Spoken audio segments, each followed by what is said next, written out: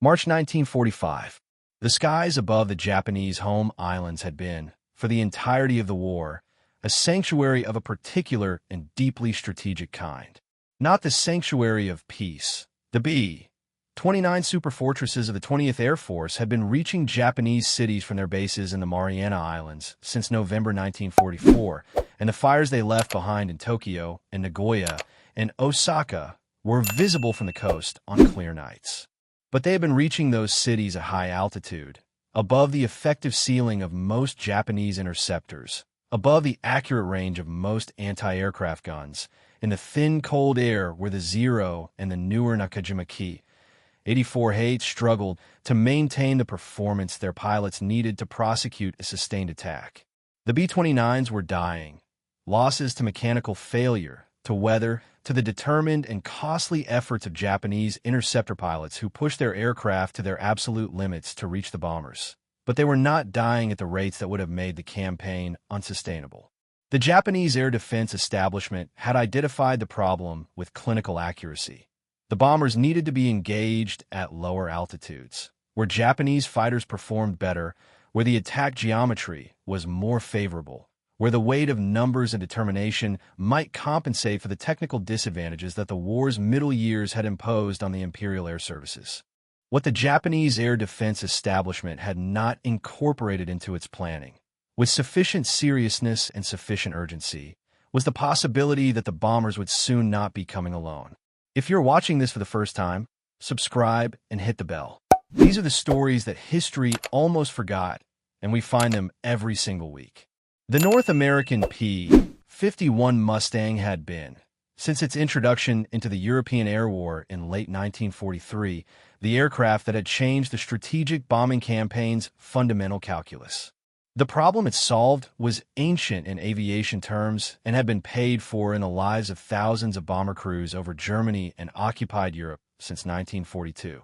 The problem of the unescorted bomber, of the heavy aircraft carrying its crew and its bombs deep into enemy territory without the protection of fighters that could defend it against the interceptors rising to meet it.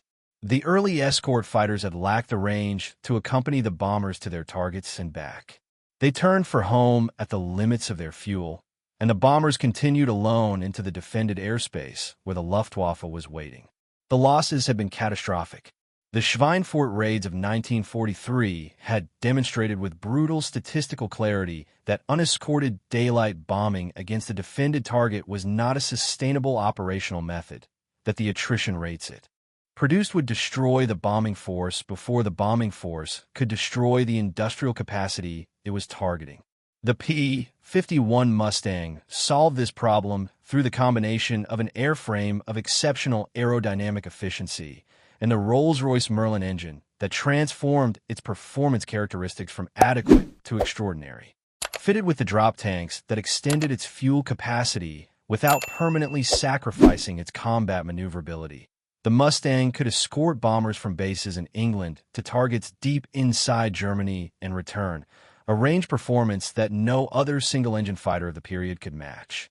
It was also, in its combat performance at the altitudes where the escort mission was fought, the equal or superior of every German interceptor it encountered. The Luftwaffe, which had learned to exploit the moment when escort fighters turned for home, found that the moment no longer came. The Mustang stayed, and the staying changed everything. The translation of this capability to the Pacific theater required the capture of Iwo Jima, the volcanic island 8 square miles of sulfur and black sand whose strategic value was measured in exactly one calculation. It was close enough to Japan to put the Mustang's range in reach of the home islands. The battle that secured Iwo Jima between February 19th and March 26th, 1945, was among the costliest of the entire Pacific War. Nearly 7,000 Americans killed, nearly 20,000 wounded, the near-total destruction of a Japanese garrison of 22,000 men who had been ordered to make the island's capture as expensive as possible. The cost was paid, the island was taken, and the engineers and construction battalions who followed the Marines ashore began immediately the work of preparing the airfields that would put the P-51 within range of Tokyo. The first long-range Mustang escort mission to Japan was flown on April 7, 1945. 108 P-51DS of the 7th Fighter Command, operating from Iwo Jima, accompanied B-29s of the 20th Air Force to targets in the Tokyo area. The distance from Iwo Jima to Tokyo and back was approximately 1,500 miles, a round trip of extraordinary length for a single-engine fighter, flown over open ocean with no emergency landing options if the engine failed or the fuel calculations proved wrong. The pilots who flew that mission understood the margin they were operating within. They had been briefed on it with the matter-of-fact precision of a military establishment that respected its pilots enough not to soften the arithmetic. The margin was real, and it was narrow, and it was, by the assessment of the men who had calculated it, sufficient. For the Japanese air defense commanders who tracked the incoming formations on April 7th and recognized, with the radar and the visual reports of coastal observers, that the bombers were accompanied by single-engine fighters at the distances that single-engine fighters were not supposed to be able to reach. The experience was documented in terms that the careful language of Imperial military reporting could barely contain. The fighters were there. They were where they should not have been able to be. And they were, by the evidence of the engagement that followed, fully combat-capable after the long overwater transit.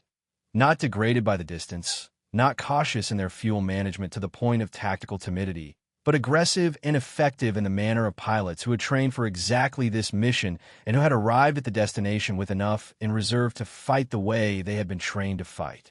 The Japanese interceptors that rose to meet the April 7th formation were met by Mustangs that had crossed 1,500 miles of ocean and were still, by every tactical measure, dangerous.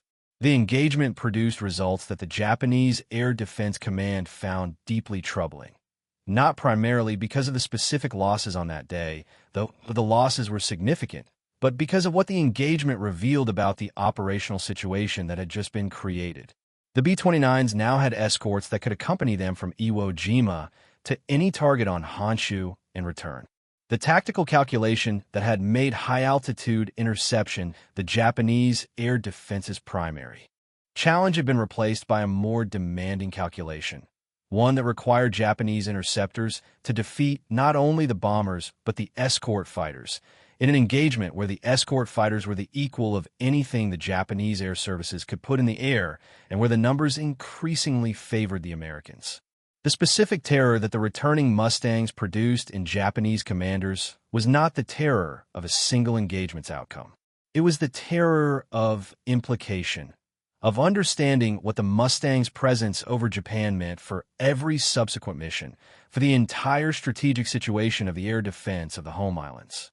The B-29s had been survivable, a high cost, through the determined application of everything the Japanese air defense establishment had available. The B-29s with Mustang escorts were a different problem entirely. The interceptors that had clawed their way to altitude to engage the bombers now had to manage the escort fighters simultaneously, had to divide their attention and their tactical resources between two threats operating at different altitudes and with different performance envelopes. An engagement geometry that the escort fighters' presence made dramatically more complex and more costly. The operational records of the Japanese Army and Navy Air Forces for April and May 1945 document, with the statistical clarity of loss rates that could not be explained away, the effect of the Mustang escort on the air defense campaign, interception sorties that had produced results that had cost the Japanese air defense dearly, but had also cost the B-29 formations dearly, became progressively less effective as the escort fighters' presence forced the engagement into parameters where Japanese pilots and Japanese aircraft were at increasing disadvantage. The pilots being lost were the experienced ones, the men who had the training and the tactical knowledge that the Japanese air services had been expending through 3 years of attritional warfare and could not replace at anything approaching the rate of loss. Each experienced pilot lost to a Mustang escort was a loss not only of a skilled individual, but of the institutional knowledge that individual carried, knowledge that the training system, by 1945 running on reduced fuel allocations and compressed schedules, could not reproduce in the time available. The Mustangs that returned to Iwo Jima after those missions some with the marks of combat, some without, carried with them something beyond the operational result of the mission just completed. They carried the evidence of an industrial and organizational system whose depth had not been broken by 4 years of global war. The drop tanks that had extended their range to the home islands were the products of factories that had never been bombed, never been disrupted, never been forced into the improvisational production. Methods that Japan's increasingly interdicted industrial base was relying upon in the war's final year. The fuel that filled those tanks came from a petroleum supply system that had not been cut off from its sources, that had not been rationed to the point where training flights were curtailed and combat missions were calculated against a shrinking reserve. The pilots who flew the missions had been trained through a pipeline that had industrialized the production of combat aviators with the same organizational thoroughness that American industry applied to the production of the aircraft they flew.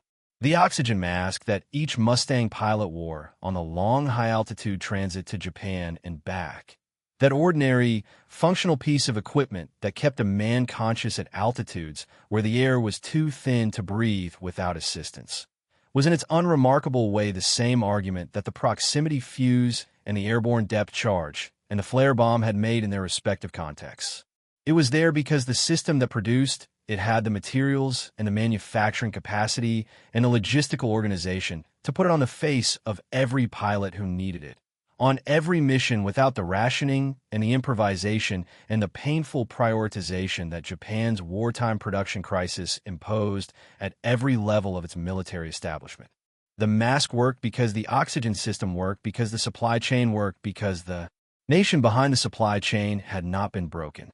The Mustang returned without a scratch, not because the mission had been easy, but because the system that had sent it was deep enough to do what the mission required and come home.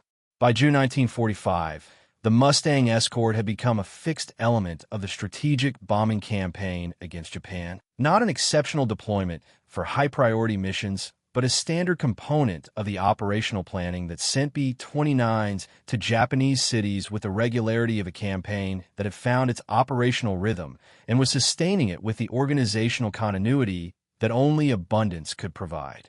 Japanese air defense commanders who had built their planning around the bomber's vulnerability to interception found themselves operating against a combined threat that their available resources could not adequately address.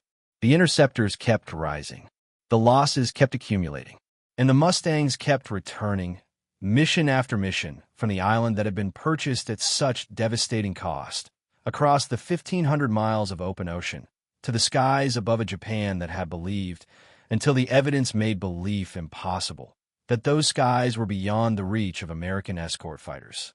The war ended in August 1945.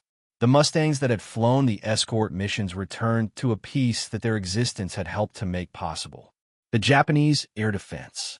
Commanders who had tracked their approach on radar and scrambled their interceptors to meet them and filed their after-action reports with the careful language of men describing something that should not have been possible, had understood, by the end, what the Mustang's presence over Japan had meant. It had meant that the distance was gone. It had meant that the sanctuary was gone. It had meant that the calculation which had placed the home islands beyond the reach of American fighter escort had been correct about the physics and wrong about the Americans. Wrong about their capacity to capture an island, build an airfield, design a drop tank, train a pilot, and close the distance that the physics had seemed to guarantee would remain open. Freedom does not respect the distances that geography places between itself and what it is determined to reach. It builds the airfield. It designs the tank. It trains the pilot, and then it crosses the ocean and arrives, on schedule, at the address that was supposed to be unreachable, with enough fuel remaining to fight and enough discipline remaining to win and enough left over, when the mission is done, to bring everyone home. If this story stayed with you, leave a like, share it with someone who loves history, and subscribe if you have not already. The men who flew those missions across 1,500 miles of open ocean deserve to be remembered. We will keep finding their stories.